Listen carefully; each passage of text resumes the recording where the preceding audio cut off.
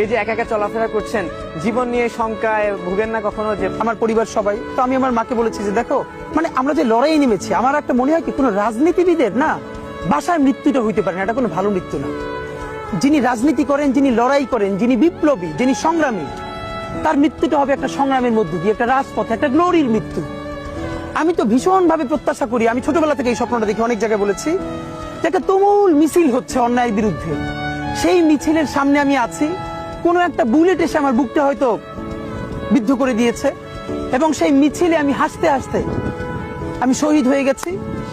এবং সবাই যখন মৃত্যুটাকে ভীষণ ভয় পায়, আমি তখন হাসতে হাসতে আল্লাহর কাছে ভীষণ সন্তুষ্টি নিয়ে পৌঁছতে চাই যে আমি একটা ন্যূনতম ওই জীবনটা লিড করতে পারলাম, যে আমি একটা ইনসাফের হাসি নিয়ে আমি আমার আল্লাহর কাছে পৌঁছতে চাই। সুতরাং আগামী 50 বছর বাঁচলাম, কোন ইম্প্যাক্ট তৈরি হলো না আমারে দিয়ে, দেশের জন্য, রাষ্ট্রের জন্য, উম্মার জন্য, জাতির জন্য। কিন্তু আমি ধরেন 5 বছর বাঁচলাম, সেটার মধ্য দিয়ে যদি আগামী 50 বছরের ইম্প্যাক্ট তৈরি হয়, তাহলে অনেকদিন বেঁচে থাকায় কি সাফল্যের বলেন?